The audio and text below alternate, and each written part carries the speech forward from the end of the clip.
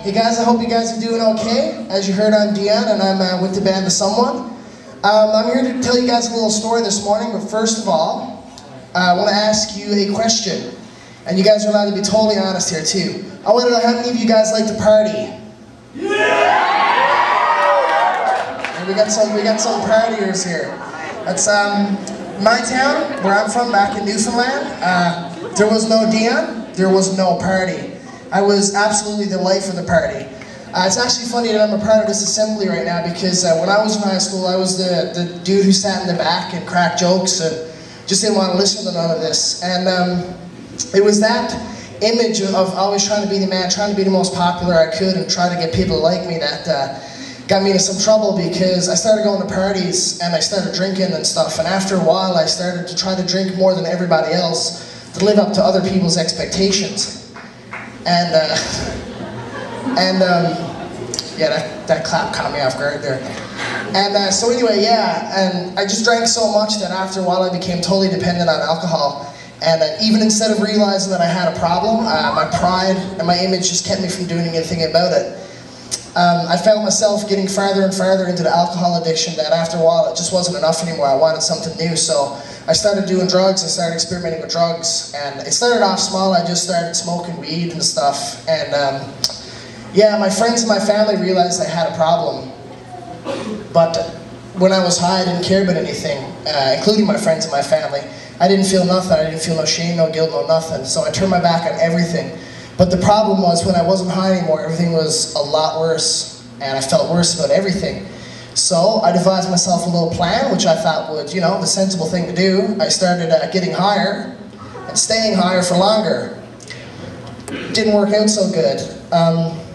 My friends and my family now, I've completely turned my back on all of them, so I was getting lonely, and I started to try to find people to hang out with who I thought were just like me. So I started hanging with people who were in gangs, and then I found myself getting involved in a gang myself. I thought these guys were cool. I thought these guys actually were my friends. So once again, just to live up to other people's expectations, it was only a short period of time before I started doing drugs like cocaine and heroin. I use these drugs on a regular basis, and I felt my life still fall farther and farther.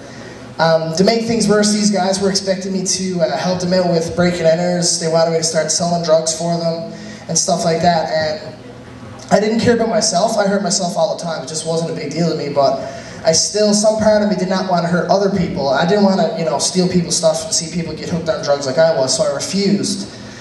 And yeah, turns out they weren't so friendly after all. They completely ditched me. I was left all alone. I hit rock bottom, and I realized at this point in time I had enough. There is some good news though, because all through this, I did have a few friends, a few good friends who absolutely stuck with me through everything. Christian is actually one of those guys, and I actually received a phone call from one of these guys one night, and it was awkward, it was weird. I didn't really want to talk to him because I knew I'd been a crappy friend, but he said, you know, what's going on, Dion? And I was like, yeah, not a whole lot. He said, yeah, we know you're going through some rough stuff, and I just want you to know that, you know, we're still here for you, and if you ever want anyone to talk to, we miss you, we love you.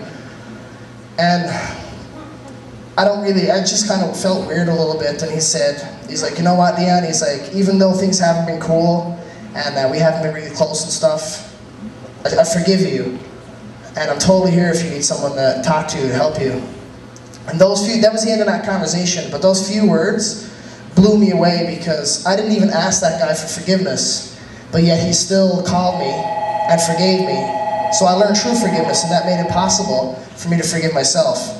And at that point in time, I made a decision that I didn't want to see people go through the same things I'm going through. So that's why I want to thank you guys so much for the opportunity to be here this morning to talk to you. I'm not going to tell you how to live your life because I wouldn't want someone to do it to me. But I can ask you a question, and I challenge you to just think about it throughout the day. Are you willing to make choices that you know are absolutely wrong just to try to live up to somebody else's expectations? Because I tried it for a little while, and it literally almost destroyed my life. So I just want to once again thank you guys, and you guys are great, and I hope you enjoy the rest of the show.